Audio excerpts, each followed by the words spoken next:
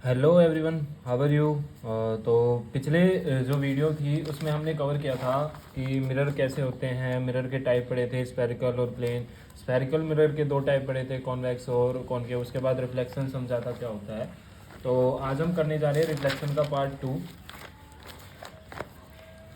ठीक है, तो उससे पहले आप सभी को अब क्लियर हो चुका होगा कि रिफ्लेक्शन क्या होता है। रिफ्लेक्शन एक फिनोमिनन है फिजिकल। उसमें क्या होता है, कोई लाइट बीम या बीम ऑफ लाइट किसी सरफेस से टकरा कर, ठीक है, उस पर स्ट्राइक करके वापस आ जाती है। ऐसे टकरा कर वापस आ जाती है लाइट रे। इस साइंटिफिकली इस फिजिकल फिनोमिनन को हम क्या बोलते हैं, रिफ्लेक्शन। तो आज हम पढ़ेंगे लॉज ऑफ रिफ्लेक्शन। ठीक है, लॉज ऑफ रिफ्लेक्शन। तो रिफ्लेक्शन के दो लॉ होते हैं। ठीक है, उससे पहले हमें कुछ बेसिक थोड़ा समझना पड़ेगा इन लॉ को समझने से पहले। लेट से हमारे पास एक रिफ्लेक्टिंग सरफेस है ये, ठीक है। ये इधर से पॉलिश्ड है एक तरीके से, इस साइड से रिफ्लेक्शन होगा इसमें। ठीक है, तो होगा क्या, जैसे लेट से एक लाइट रे आई, ठीक है, ये कोई लाइट सोर्स है अपना, इससे एक बीम ऑफ लाइट आई। वो इस अपना जो रिफ्लेक्टिंग सरफेस है इससे टकरा के वापस आ जाएगी। ये रिफ्लेक्शन हमें पता है। ठीक है, अब इस में कुछ पार्ट्स हैं इसके रिफ्लेक्शन के, वो हम पढ़ते हैं। मतलब कि रिफ्लेक्शन में कुछ टर्म्स यूज़ होती है रिफ्लेक्शन प्रोसेस में, इस चैप्टर में होंगी। तो जो आने वाली रे है, मतलब जो रे आई है, या फिर रिफ्लेक्शन से पहले वाली रे को हम बोलते हैं इंसिडेंट रे। क्या बोलते हैं, इंसिडेंट रे।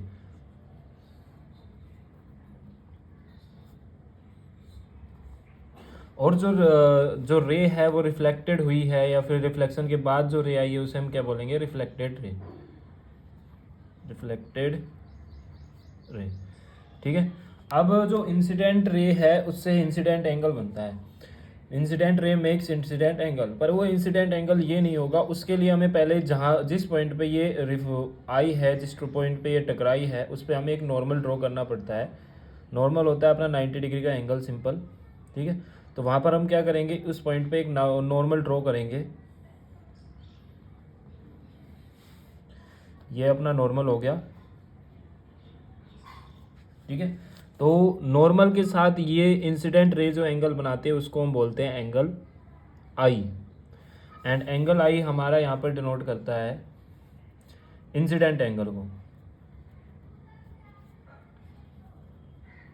ठीक है, इसी तरह जो रिफ्लेक्टेड रे है वो अपने नॉर्मल के साथ एंगल बनाते हैं, एंगल आर। और एंगल आर है हमारा reflected angle, reflected angle.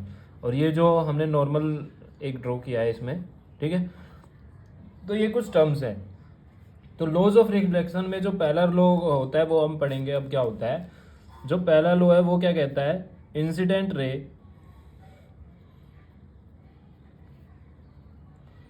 Reflected ray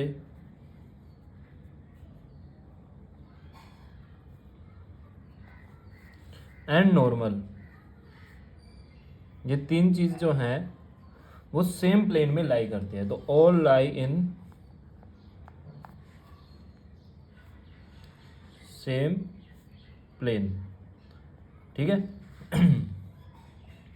कहने का मतलब है आपको प्लेन के बारे में पता ही होगा। जैसे एक्स एक्सिस और वाई एक्सिस मिलकर क्या बनाते हैं, एक्स वाई प्लेन। तो अगर अपना जो एक्स वाई प्लेन में ही है इंसिडेंट रे, ये लो यही कहता है कि एक ही प्लेन में होगी। या तो ये होगी एक्स वाई प्लेन में तीन प्लेन होते हैं, ये जेड एक्सिस भी होता है अपना 3D में अगर चाहे तो या तो ये क्या होंगी, सारी एक्स वाई प्लेन में होंगी, या वो ये एक्स एक्सिस, ये वाई एक्सिस और ये जेड एक्सिस। तो या तो ये क्या होंगी, तीनों एक ही प्लेन में होगी। इसका कहने का मतलब है कि या तो ये एक्स वाई प्लेन में होगी, या वाई जेड प्लेन में होगी, या एक्स जेड प्लेन में होगी। तो ये हमारा पहला लॉ कहता है। ठीक है, तो जो सेकंड लॉ है वो अपने को क्या कहता है, सेकंड लॉ बेसिकली क्या कहता है अपने को कि angle I is equal to angle R. मतलब कि इंसिडेंट एंगल रिफ्लेक्टेड एंगल के इक्वल हुआ। अगर कोई जो लाइट रे है वो 30 डिग्री के इंसिडेंट एंगल से आती है, तो रिफ्लेक्शन के बाद जो नॉर्मल के साथ वो एंगल बनाएगी 30 डिग्री के। ठीक है। तो angle I is equal to angle R, ये अपने को क्या कहता है, सेकंड लॉ ऑफ रिफ्लेक्शन।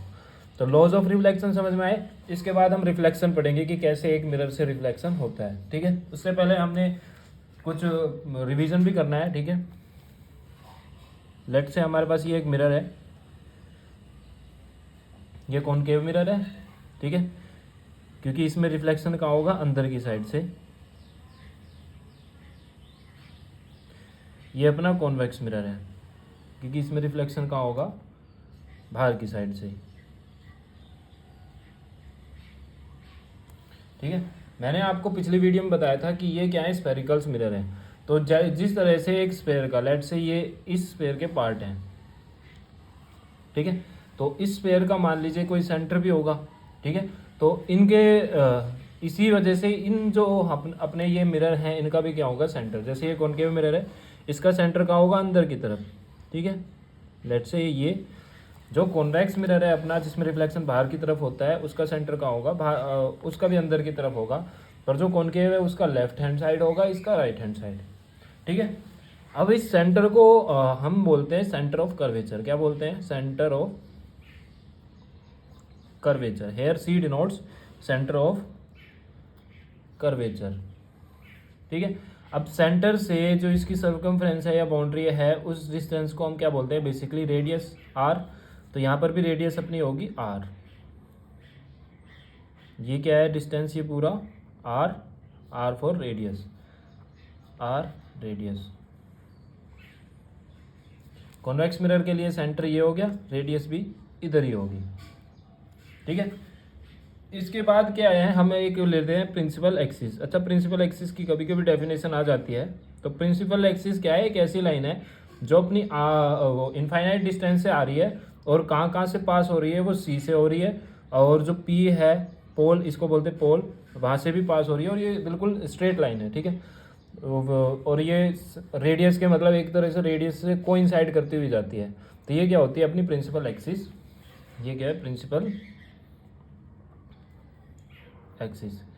ये हम पिछली जो वीडियो थी उसमें भी कवर कर चुके थे। इसके बाद एक नई टर्म और आ जाती है आपकी एफ। एफ मतलब मेन फोकस या प्रिंसिपल फोकस।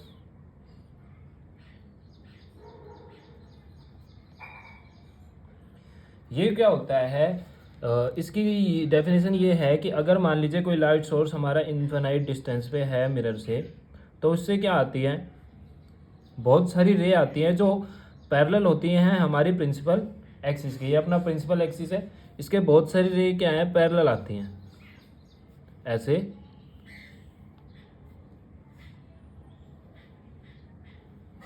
ऐसे बहुत सारी रे क्या आती है, पैरेलल आती हैं। रिफ्लेक्शन के बाद ये सारी रे हैं वो एक ही पॉइंट से गुजरती हैं, ठीक है। और वो पॉइंट ये लेट से ये है, वो सी और पी के बिल्कुल जस्ट बीच होता है। तो सारी जो रे हैं वो क्या होंगी, इसी पॉइंट से गुजरेंगी, सारी ए टू जेड। जितनी भी रिफ्लेक्शन के बाद रे आई है वो सारी की सारी, चाहे वो नीचे की साइड आ रही हो ऊपर की साइड, एक ही सिंगल पॉइंट से गुजरेगी।